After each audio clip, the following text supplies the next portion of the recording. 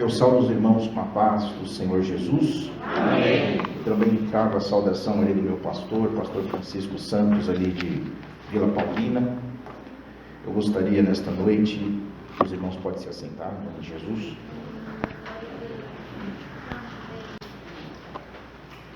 Eu gostaria que os irmãos abrissem as vossas Bíblias em duas passagens bíblicas. Primeiro nós vamos ler no livro de Lucas, capítulo de número 2, do versículo 36 ao versículo 38. E depois nós vamos abrir em 1 Timóteo, capítulo 5, versículo 8. Primeiro nós vamos abrir em Lucas, capítulo 2, versículo 36 ao 38. E depois nós vamos abrir em 1 Timóteo, capítulo 5, versículo 8. Eu vou lendo aqui para nós ganharmos tempo. Lucas, capítulo 2, versículo 36, diz assim: Estava ali a profetisa Ana, filha de Fanuel, da tribo de Asser. Esta já era avançada em idade e tinha vivido com o marido 7 anos, desde a sua virgindade. E era viúva de quase 84 anos, e não se afastava do templo, servindo a Deus em jejuns, em orações, de noite e de dia. Sobrevindo na mesma hora, ela dava graças a Deus e falava dele a todos que esperavam a redenção em Jerusalém. 1 Timóteo capítulo 5, versículo de número 8 diz assim: Mas se alguém não tem cuidado dos seus, e principalmente da sua família, negou a fé e é pior do que o infiel. Amém? Glória a Deus. Meus irmãos, nesta noite nós vamos falar sobre família e igreja. Se nós observarmos, não tem como distanciar família de igreja. Porque se nós olharmos aqui no templo, aqui no altar, a igreja ela é formada de famílias. Se nós estamos acostumados a ouvir assim: como eu gostaria de uma igreja avivada, como eu gostaria de uma igreja forte. Para que isso aconteça, é necessário que as famílias venham ser avivadas, é necessário que as famílias venham ser fortes. E quando nós olhamos para o século presente, nós chegamos à conclusão que eu sempre costumo usar uma figura de linguagem e dizer assim: parece que o diabo ele virou toda a sua artilharia pesada para a família. A observação que nós temos é que o diabo ele tem a intenção de destruir a família. Se ele destrói a família, automaticamente ele destrói a igreja.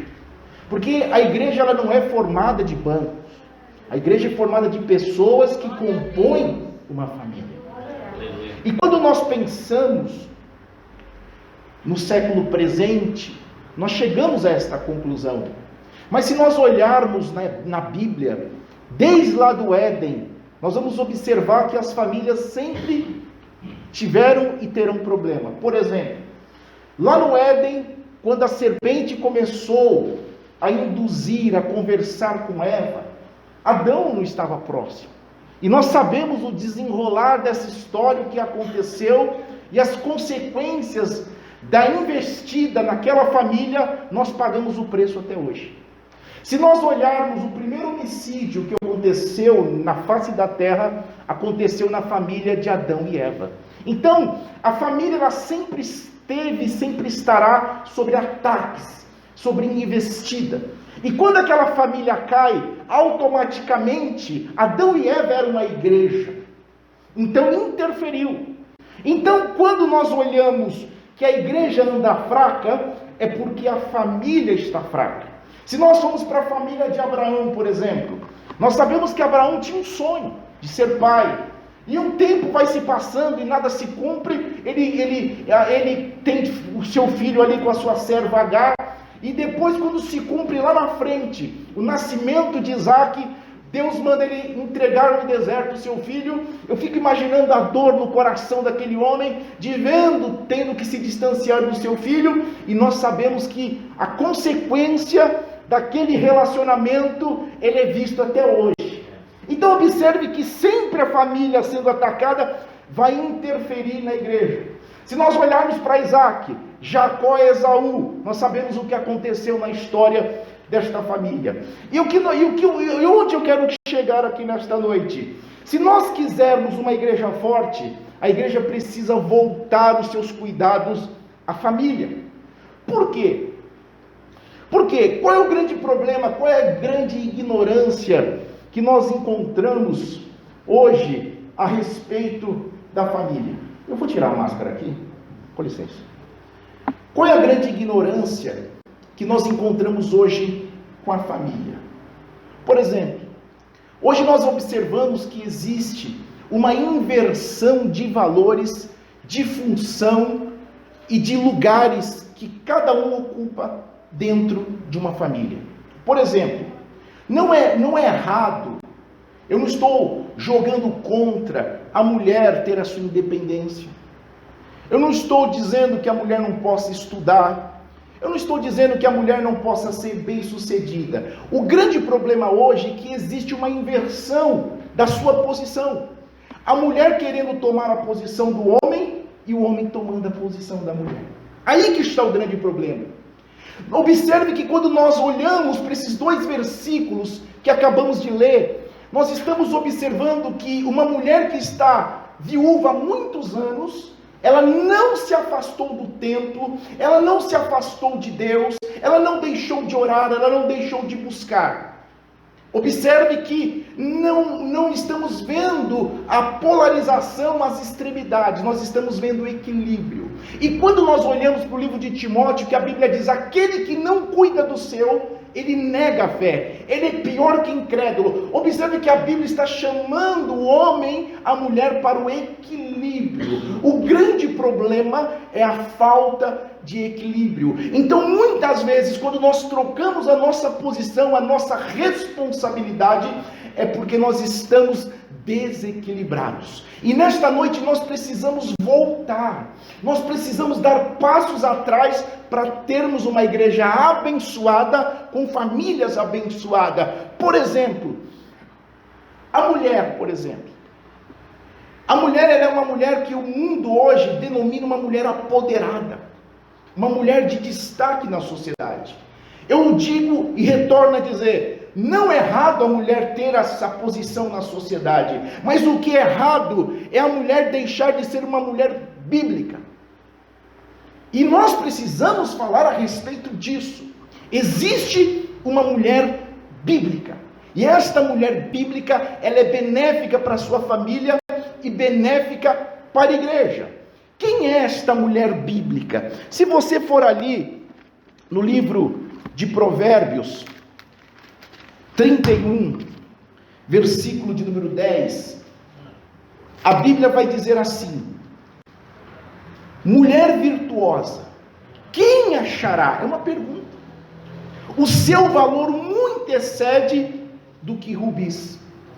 Este capítulo aqui trata-se do conselho que a mãe estava dando ao seu filho, o rei Lemuel.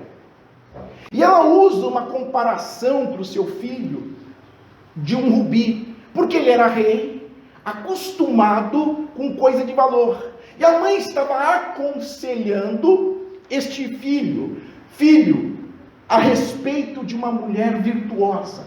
Muitas vezes nós pensamos que a virtuosa é uma mulher linda, bela, mas não. Quando nós trazemos para a nossa realidade de igreja, quem é esta mulher? Primeira coisa que esta mulher virtuosa ela tem que saber ser esposa. A mulher virtuosa tem que saber ser esposa. Nós não estamos aqui dizendo aquela mulher que tem que viver debaixo de um chicote, não é isso. Saber ser esposa, saber o seu lugar no relacionamento dentro de um casamento. Quem é a mulher esposa? Companheira. Quem é a mulher esposa? Intercessora. Quem é a mulher esposa? É a mulher virtuosa dentro de um casamento? Sábia, equilibrada, emocionalmente equilibrada nas suas atitudes. Esse é o papel da esposa. Então a mãe de Lemuel do rei estava dizendo: mulher virtuosa, quem achará? Porque o rei estava acostumado: se eu precisar de alguma coisa, eu mando um exército. Se eu precisar comprar alguma coisa, eu tenho propriedade, eu tenho posse. Mas aqui ela estava trazendo para algo que é difícil: mulher virtuosa. E o grande problema hoje, dentro das famílias, é essa. Principalmente desse apoderamento que a mulher tem na sociedade presente. É saber o seu lugar de esposa. Quantos obreiros acabam naufragando nos seus ministérios, porque a mulher, ela sai para trabalhar fora, e a mulher deixa de ser conselheira, deixa de ser intercessora do seu esposo. Então a mulher virtuosa é essa, sábia, é uma mulher conselheira, é uma mulher companheira, é uma mulher que está com ele a todo instante, a todo momento. Por isso que a igreja está fracassando, porque nós estamos perdendo de ensinar o lugar de cada um dentro do seu relacionamento. Outro exemplo: quem é esta mulher virtuosa? Mãe. A mulher virtuosa precisa entender a sua posição como mãe. Nada impede dela ser bem-sucedida, nada impede dela ser intelectual, nada impede dela estudar. Mas se ela quer essas coisas, ela precisa entender que ela é mulher de Deus, ela precisa entender que ela tem compromisso com Deus, e ela precisa saber qual é o seu papel de mãe. A mãe é educadora, a mãe é amorosa, a mãe, ela deve dar atenção aos seus filhos, e a mãe tem que saber dizer não no momento correto. E a mãe precisa ser exemplo.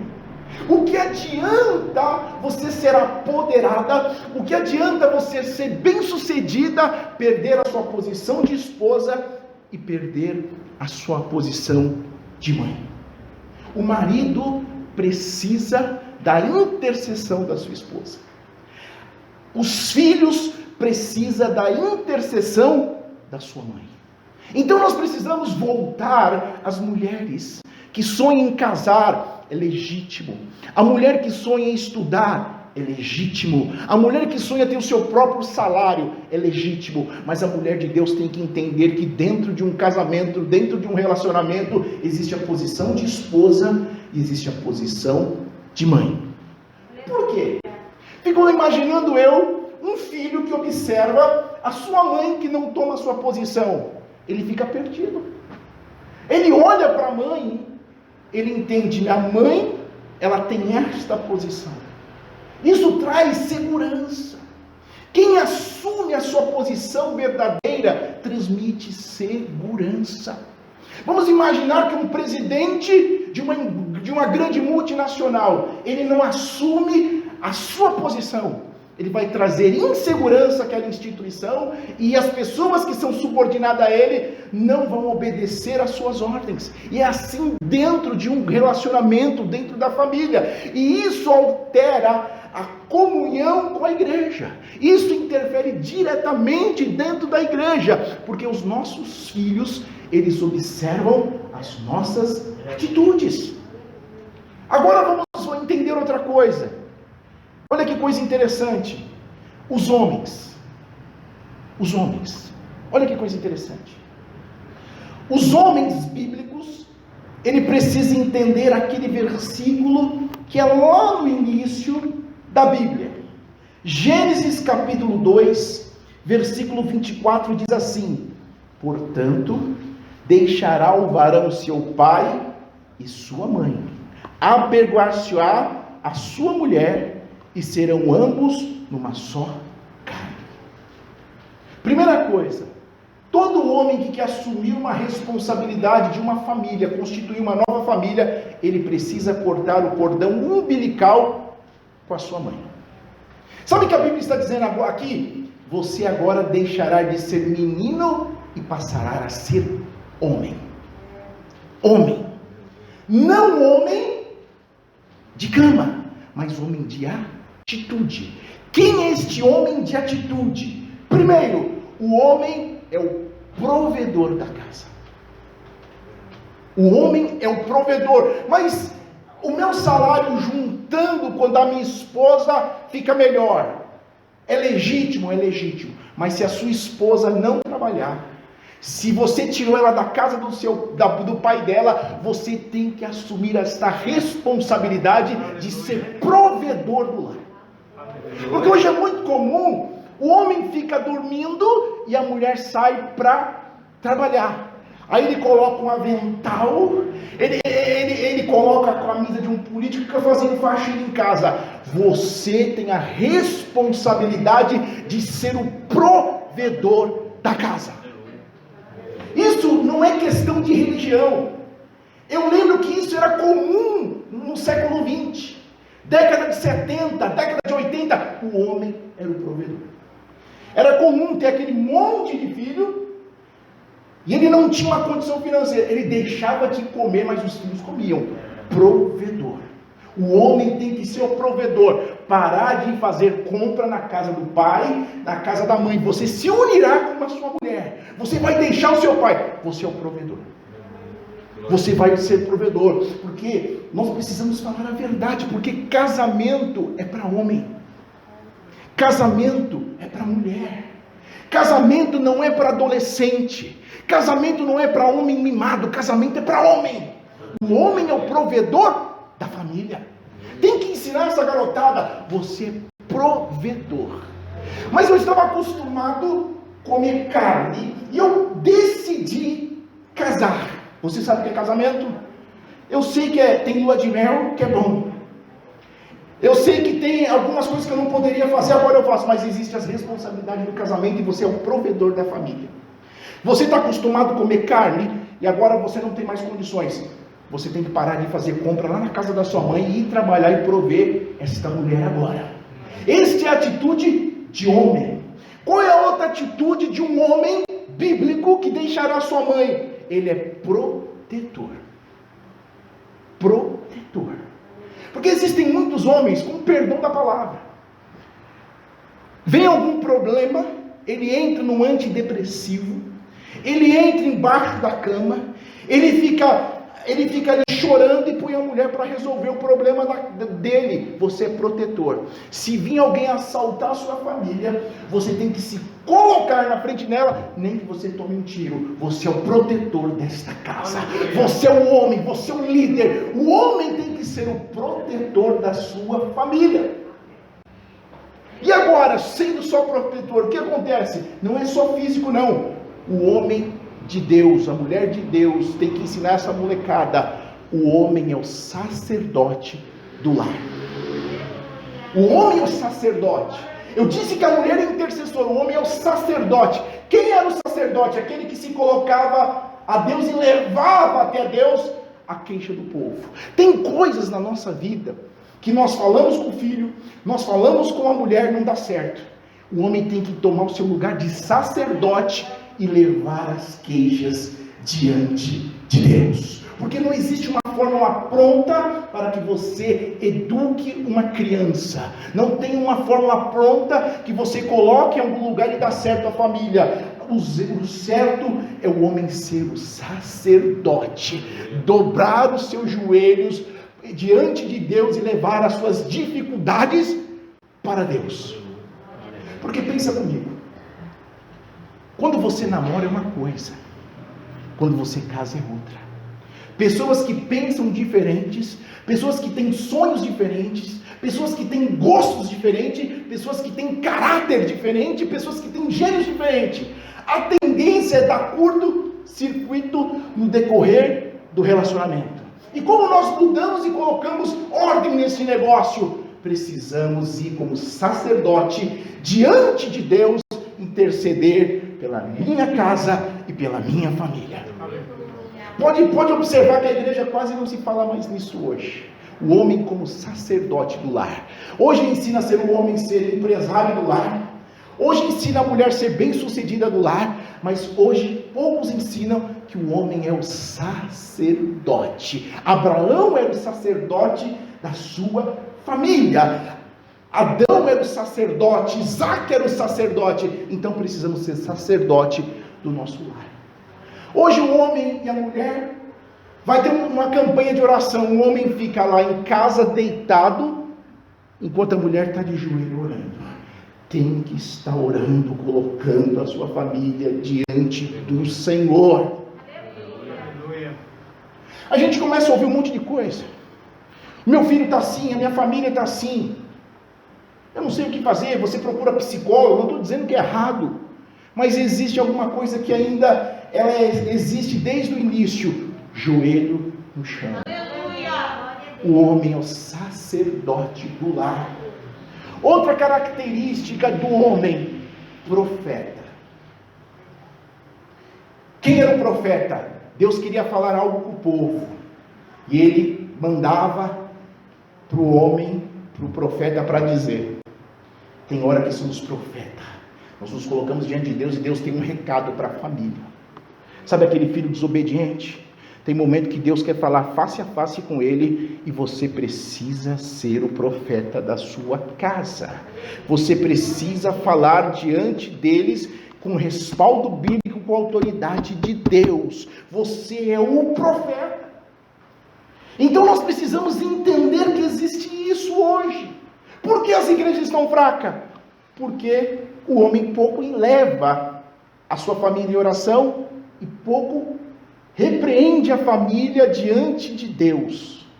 Então, hoje o castigo, eles usam mais de castigo. Eu vou tirar o seu celular, eu vou tirar seu videogame. Mas muitas vezes deixamos de ser profeta e dizer com autoridade aquilo que Deus quer para a nossa família. E o que está acontecendo com os homens hoje? Hoje, a nossa classe, ela está sendo imbuída por uma nova palavra. Quem já ouviu falar aqui que os homens hoje são metros sexuais? Quem já ouviu falar isso? Metro significa metrópole, o homem moderno. Então aquele homem que cuida-se da sua aparência. Mas se você observar, a decadência dos homens e a mulher tomando a frente de tudo, passa por tudo isso. A moda, por exemplo, está interferindo na masculinidade, no viril do homem. Por exemplo, se você não tomar cuidado hoje, você vai comprar uma calça jeans apertada. E os homens estão assim, frouxos. Pode observar, homens fazendo sobrancelhas. Eu não sou contra se cuidar, longe disso, deve se cuidar, mas com equilíbrio. É homem fazendo depilação. Está trazendo, tirando a virilidade do homem, ele está ficando um homem frouxo. Está acontecendo no nosso meio. Isso é verdade. O homem está fresco. Então existem muitas mulheres que estão assim, eu estou estranhando meu marido. Ele toma banho de creme, você deve se cuidar, mas tem que tomar cuidado, porque está mexendo com aquilo que é santo. A virilidade do homem, a masculinidade do homem. Aí o homem se torna sensível. Aí o homem, ele tudo que acontece com ele fica com o seu sentimento abalado. Ele fica com o seu emocional abalado. Agora a mulher está assumindo a frente de tudo. Se alguém vir bater na sua casa, é mais fácil ela pegar um cabo de vassoura e ir lá resolver a situação, enquanto ele fica ali com o seu sentimento frouxo, abalado, ele fica triste. Meu irmão, é muito sério o que está acontecendo, está mexendo com o interior do homem. Isso é muito sério. Percebe que estão desvirtuando, tirando da posição. O diabo é ardiloso, o diabo é estrategista, ele sabe que se tirar uma pessoa da sua posição. Por exemplo, este prédio, se eu mexer na coluna, o prédio vem abaixo. Se ele tira a posição do homem como líder, como protetor, como provedor, como sacerdote, como homem viril, a família está destruída. Daqui a pouco a mulher, e nós devemos louvar isso nas mulheres, ela tem sido pai, mãe, avó, tudo ao mesmo tempo. Ela é guerreira, enquanto os homens, os metrosexuais, estão com o seu sentimento abalado.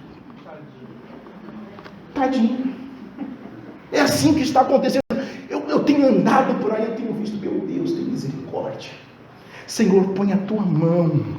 É algo tão sorrateiro, é algo tão simples que estão mexendo. Aí, a gente olha, a mulher, que hoje é guerreira, você pode até comparar. Você pode ver. Uma mulher doente é diferente de um homem doente. A mulher é mais firme. O homem já acaba rápido. Até nisso. Se você for ver o espermatozoide para fecundar o óvulo da mulher, ele é mais rápido. Do homem mais lento para fecundar. Até nisso a gente perde. Mas o que está entristecendo muito hoje é isso. O homem perdendo a sua posição. O homem não é homem. O homem não assume. O homem não toma dianteira, não toma frente. Então nós precisamos voltar a essas origens. A igreja tem esta responsabilidade de ensinar. Aí eu fico imaginando um filho que olha tudo isso. Eu vejo minha mãe sendo guerreira, eu vejo meu pai tomando banho de creme. Aí ele fica meio no meio, coluna do meio. Ele não sabe. A minha mãe toma o lugar do meu pai. Eu vejo minha mulher trabalhar e meu pai dormindo em casa. Aí o filho fica sem comando. Aí, como nós vivemos de um século, vamos ser sinceros aqui, antigamente nós vivíamos com um pouco mais e eram mais felizes. Por exemplo, eu cresci comendo arroz com arroz e batata. Senão a gente fazia assim para inverter: batata, arroz e feijão, para você dar um nó no cérebro para passar. Antigamente a gente jogava bola na rua. Quem nunca estourou o dedão chutando paralelepípedo? Assim era antigamente. Vivia numa casa mais simples. Nós éramos mais felizes. Pouco se via criança obesa como se vê hoje. Pouco se tinha depressão ou opressão. E os homens eram homens. Os homens eram homens. Hoje nós estamos meio difícil no meio que nós estamos vivendo. E nós estamos vivendo esta época que as crianças estão olhando, falando, elas estão tendo crise de identidade. Aí o que acontece? Como eu tenho que provar para você que eu sou melhor que você, é uma disputa entre a família. Por exemplo, nós estamos, o celular, por exemplo, iPhone 1, 2, 3, 4, 5, 6, nem sei que número está. Daqui a pouco você é obrigado a trocar.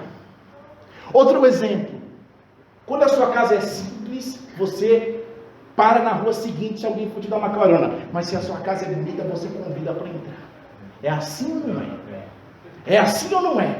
Então nós estamos querendo estamos ensinando nossos filhos a ser assim. Então nós estamos vivendo uma crise de identidade dos filhos. Então nós precisamos ter. E a responsabilidade do pai e da mãe é formar cidadãos e cidadãos celestiais. Então não é errado você projetar um futuro bom para o seu filho, para a sua filha, mas antes você tem que ensinar o seu filho a ser homem e a sua filha a ser mulher, para depois você almejar. Nós estamos trocando tudo. Nós estamos querendo que ele venha ser médico e nós estamos deixando os princípios bíblicos. A Bíblia vai dizer: não remova os marcos. Antigamente a igreja, ela trazia esta direção. E quando os filhos olham para tudo isso, ele fala: pera, está tudo bagunçado aqui. Nós não estamos encontrando espaço. E nós não estamos encontrando exemplo. Porque, se você voltar atrás, antigamente, o herói dos filhos era o pai. Hoje o herói dos filhos é o Neymar. Hoje os heróis dos filhos é um cantor. Nós estamos perdendo o nosso lugar. Por quê? Porque nós queremos ter mais daquilo que precisamos. E quando nós terceirizamos a educação dos nossos filhos, nós cometemos um erro. Por exemplo,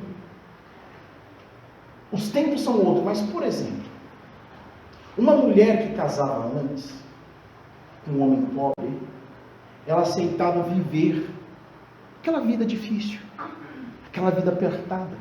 Hoje já as mulheres e até o homem não se sente bem, porque muitas vezes ele sofre pressão até da sogra, porque até um certo tempo você aguenta. Eu casei com ele assim, mas ele tem 3, 4, 5 anos para melhorar, porque a gente até dentro da igreja tem essa comparação.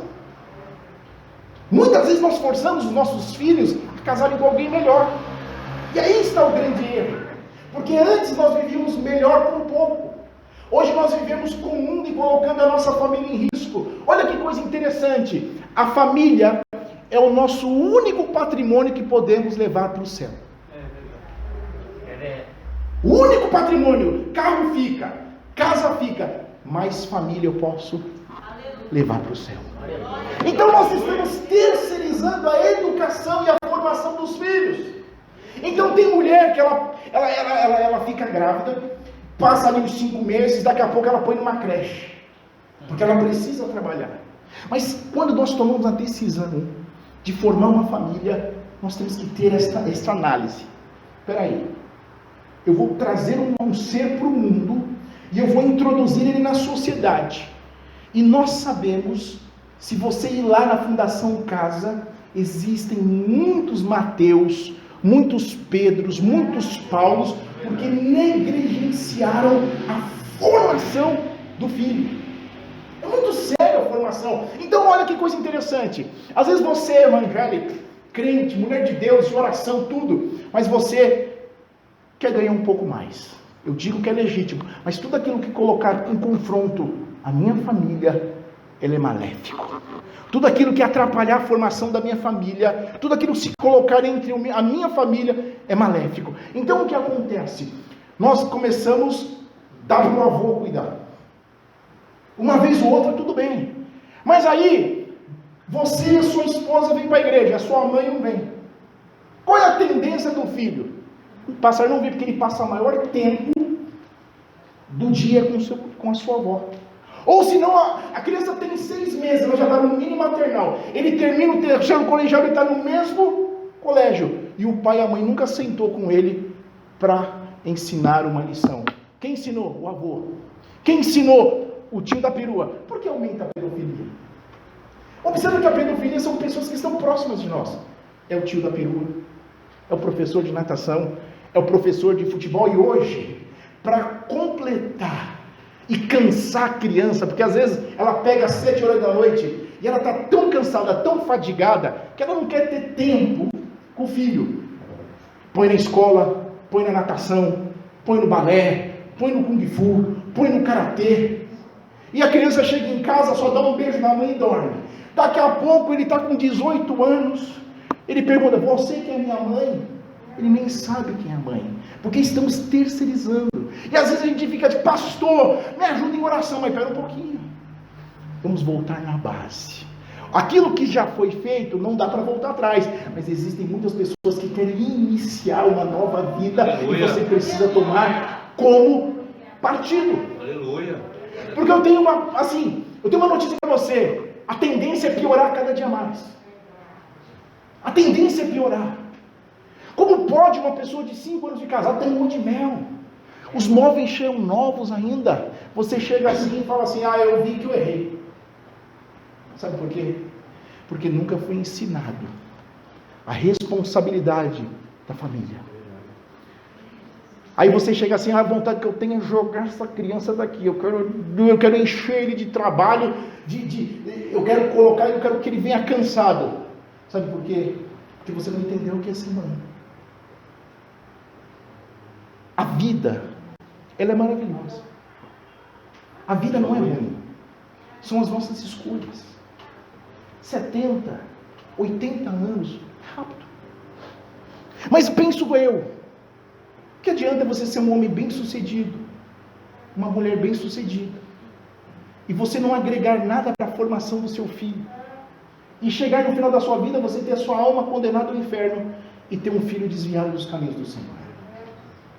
Então nós precisamos analisar, porque as crianças de hoje, elas estão sendo criadas pelos eletrônicos. E aqui eu faço meia culpa porque meus filhos também são assim. A geração de hoje, eles são eletrônicos. Porque muitas vezes nós estamos cansados, o tempo, parece que nós já estamos quase entrando julho, já estamos na metade do mês, as coisas estão rápidas, agora vem essa pandemia, e nós estamos tudo assim. E vamos terceirizando. Só que lá na frente, vai nos custar caro. Eu faço uma pergunta. Se Adão estivesse próximo da sua mulher, não seria muito mais fácil de segurar a investida que a serpente veio? Porque dá a entender que ela estava sozinha. Ela estava passeando e estava sozinha. Olha lá, Abraão, pai da fé, mas o anseio da mulher. Por isso que a mulher precisa ser sábia. Por isso que nós precisamos pensar 2, 3, 4 vezes antes de agir. E quando nós pensamos na criação dos filhos, nós não podemos terceirizar. Percebe que cada ano que veio diminuiu. Antigamente era 10 filhos, era comum. Minha mãe teve 10 filhos. Agora é 2, é 1 ou nenhum. Mas se você não tem condições ou não quer tempo, é melhor que não tenha. Por quê? Porque é responsabilidade sua. E isso interfere na igreja. Porque a igreja aqui não é formada de bancos. Cada um aqui vem de uma família. Cada um daqui é inserido nesta pessoa um ensinamento. E nós temos que prestar atenção numa coisa. Aumentou o índice de divórcio dentro da igreja. Você sabia que o índice de divórcio entre os ímpios e os evangélicos estão em pé de igualdade? Estão em pé de igualdade. Sabe por quê? Porque geralmente a gente tem aquele ímpeto. Nossa, como ele canta bonito, como ela canta bonito, como ela é maravilhosa, como ela é linda. E a gente ensina a Bíblia. Sexo antes do casamento é proibido. Não pode. Fornicação não pode. Então nós vamos... O caminho qual que é mais prático, mais rápido? Vamos casar. Só que essa criança ainda em formação, esse adolescente, não entende o que é o casamento. Não sabe o que é o casamento. Então, casou. Aí a mamãe fala assim: filho, o seu quartinho está pronto lá em casa, tá, meu bebezão? Se der errado, você volta. Então ele pensa assim: olha, deu errado, eu tenho para onde voltar. Então, ela casou, ela nunca fez um arroz. Ela nunca fez um feijão, ela nunca pegou no ferro. Ela nunca sabe quanto custa uma compra de mercado. Aí quando começa a vir o boleto, por exemplo, se vai morar de aluguel, 3 meses, não veio, despejo, a luz corta, a internet corta, aí ele pensa: rapaz do céu, aí começa a fazer conta. Eu nem sabia que era isso, estava acostumado a ganhar mesada. Aquilo que eu guardei, acabou. Aí ele fala: não, esse negócio não é para mim.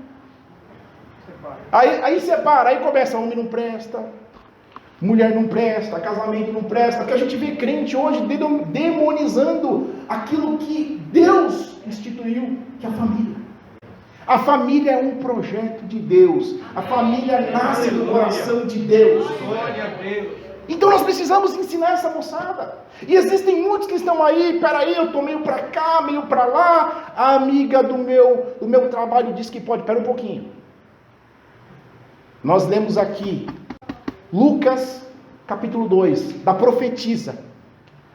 Ela ficou casada por 7 anos, recém-casada, quase 84 anos viúva. A Bíblia, quando você pode casar de novo, mas ela quis permanecer viúva. E ela diz: ela não se afastou do templo, ela orava de dia e de noite, jejuava e falava de Jesus.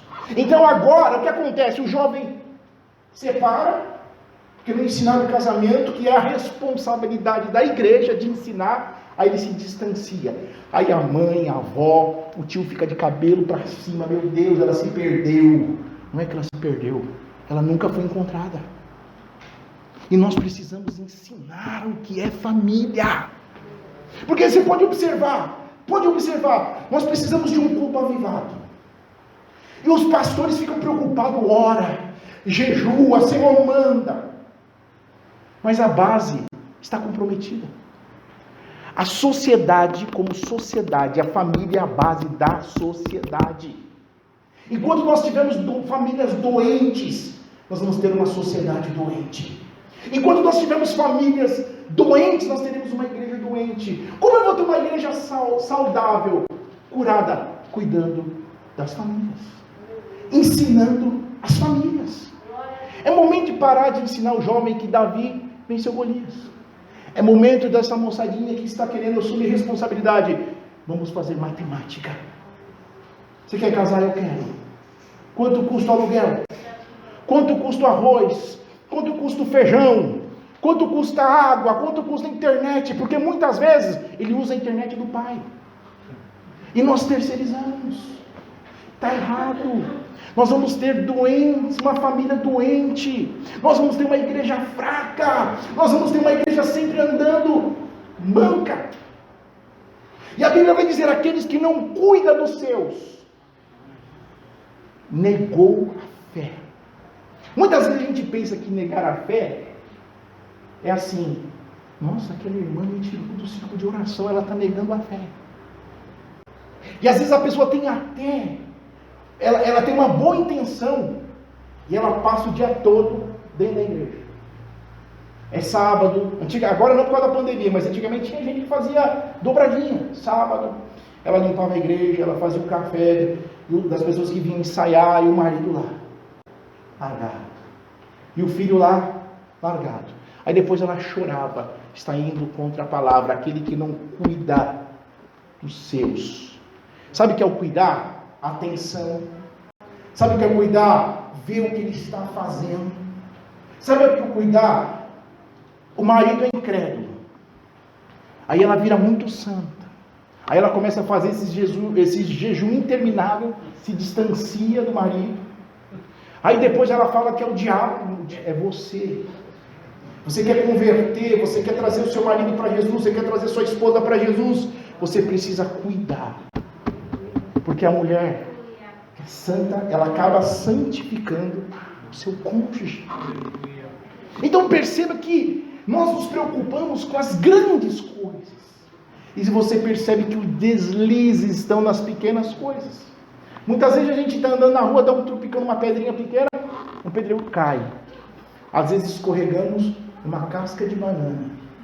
E a gente fica preocupado com uma grande pedra, ou a gente fica preocupado com um grande buraco.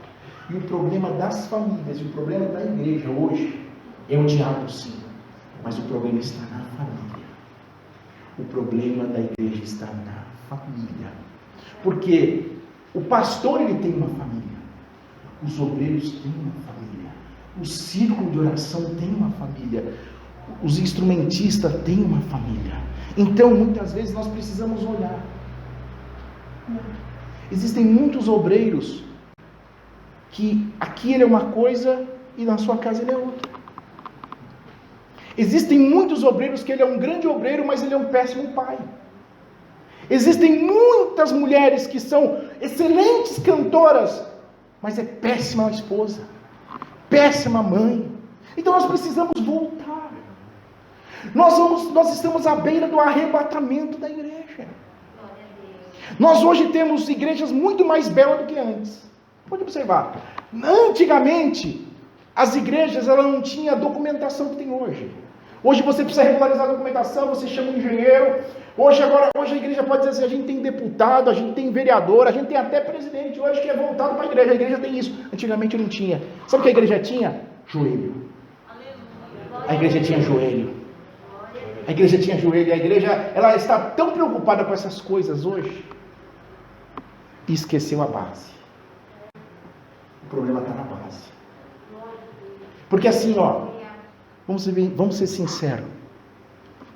Existem muitos homens intelectuais e letrados, mestres na palavra. Tem homens que tiver que pregar em inglês, ele prega. Tem homens que tiver que pregar em latim, ele prega. Tem homem que conhece a Bíblia, a história, a historicidade da Bíblia de uma forma extraordinária. Mas existem poucos homens de intimidade com Deus. Existem poucos homens de intimidade com Deus. E existem poucos que estão dando importância para a família. Sabe por quê? Porque até entre nós aqui, se tiver que reconhecer um novo casamento, estão reconhecendo. Se tiver que reconhecer a união estável, estão reconhecendo. E nós precisamos levantar a bandeira da família. Porque a nossa ordem é Deus. A primeira coisa é Deus. E depois de Deus é a família. Depois de Deus nós devemos lutar pela nossa família. E se nós lutamos pela nossa família, nós estamos lutando pela igreja. Se nós temos uma família estruturada, nós vamos ter igreja estruturada. Sabe por quê? Sabemos que aqui não tem ninguém melhor do que ninguém, é óbvio. Aqui são uma igreja formada de homens e mulheres pecadoras que se arrependeram. Mas existe uma grande dificuldade. Observe que a igreja hoje é uma roda presa. Cadê o batismo com o Espírito Santo, como era antes? Cadê o batismo com o Espírito Santo? Sabe por quê? Porque as famílias hoje estão doentes. Agora a grande desculpa é assim: eu não quero ser submissa. Parece que o entendimento de submissão hoje é um rapaz com um açoite e batendo na esposa. Não. A mulher tem a sua posição dentro de um casamento. Ser esposa, ser mãe. E você tem a sua posição dentro de um casamento. Ser marido, ser pai.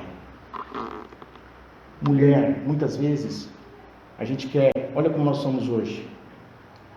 Chega o dia dos namorados, chega o aniversário de casamento, de namoro. Muitos querem dar um novo celular, ou até uma viagem. Mas muitas vezes não damos carinho, não damos atenção. Você percebe que nós temos uma péssima mania. Tem um ditado popular que diz assim: o animal perde o pelo, mas não perde o vício. Ele vai envelhecendo e o vício continua. Então quando nós começamos a namorar, se você tiver que passar um mês tomando um sorvetinho do McDonald's, você passa. Quando você casa, você pode até ter condições de comprar 10 sorvetes desses, mas você não faz mais. Pode observar que as coisas mínimas, a atenção, o traquejo, a conversa, o carinho. Antigamente era assim: meu bem. E agora fala aí, ô. Muitas vezes a gente trata bem o filho do outro, mas não tratamos o nosso filho. Tratamos a esposa do outro muito bem. Não estou dizendo que você deve ser ignorante com os outros, não é isso. Mas existe uma mulher que o dia que você disse sim para ela, você tem que ir até o fim com ela. A igreja precisa voltar a esta bandeira. É esta mulher até o fim, até que a morte vos separe. Ela engordou, incentiva o regime. Ela está com o cabelo ruim, leva ela no cabeleireiro lá para dar um trato no cabelo dela. Aí ela envelheceu, mas é o natural, mas incentiva o interior. Ela está chata, mas será que o problema não é você? Porque a nossa tendência é assim: olha que coisa interessante, eu já estou indo para o fim. Tudo na nossa vida, a tendência é que nós venhamos abrir mão. Por exemplo, se você comprar um carro importado hoje, se você tem muita posse, daqui uns dias você não dá tanto valor para aquele carro. Assim somos nós. Você pode casar com a mulher mais bela hoje. Daqui a pouco você vai achar que ela não é tão bela assim. Se você plantar hoje uma semente e regar, ela vai nascer, ela vai crescer. Mas para continuar a essência, você precisa cuidar. Agora não é só regar. A folha seca, você corta. Vai chegar um momento que você vai ter que cercar. Para quê? Para um roedor, algum inseto, alguma criança invadir. Assim é o nosso relacionamento. No início é tudo belo, porque não temos a responsabilidade de casado. Então assim, você pega ela pronta na casa dela. Então você está acostumado com ela cheirosa, você está acostumado com ela bela. E ela vai casar com você e você vai ver a outra face. Você vai ver ela como você não estava acostumado a ver. Aí você começa a se assustar. Meu Deus, não era isso que eu estava acostumado. Mas é a hora do cuidado. A hora do cuidado. Você sabia que elogio engrandece, enaltece um relacionamento? Quando você namorava, você elogiava. E quando você casa, você não elogia mais. São as pequenas coisas que acabam conosco. São as pequenas coisas.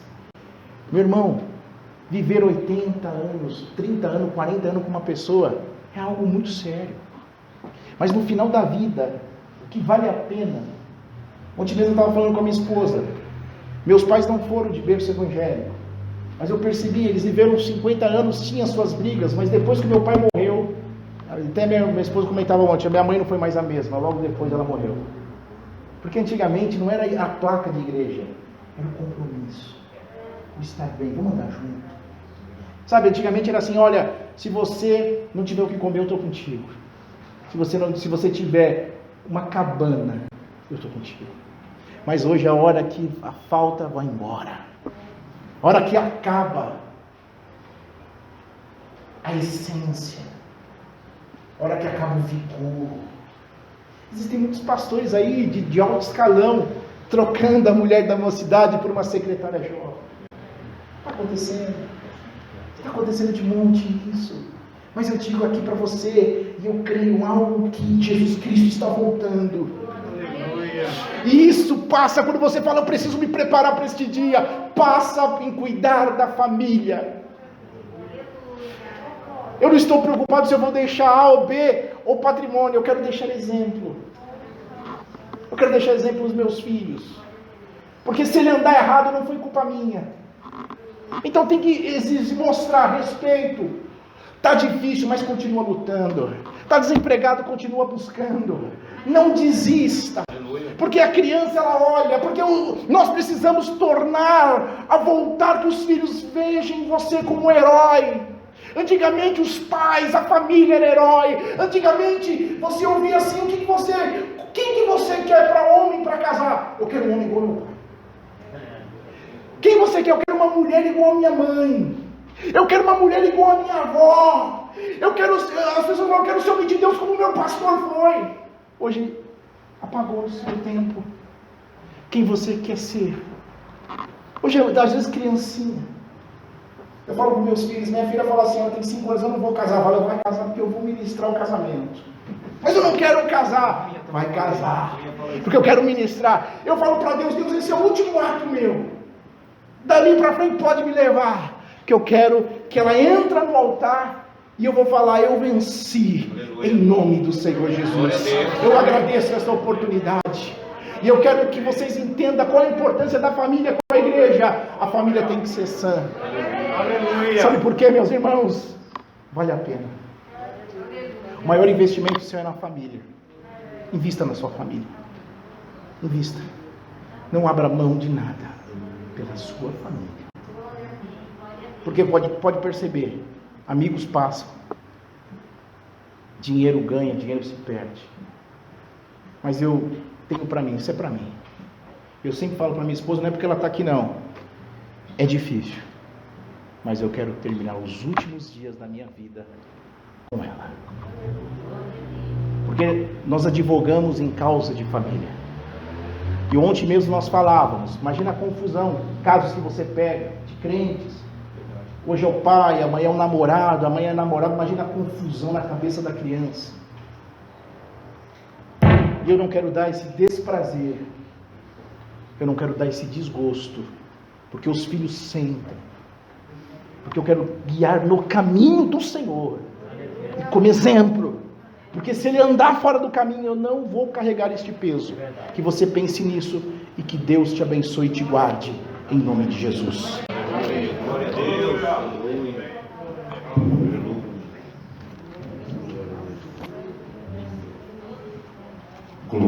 Meus irmãos, palavra maravilhosa que nós ouvimos nesta noite. Aleluia. Meus irmãos, nós iremos fazer uma oração. Hoje está finalizando a nossa escola bíblica de obreiros e membros. E eu gostaria de chamar o nosso irmão superintendente da escola dominical, puder fazer essa oração, finalizando.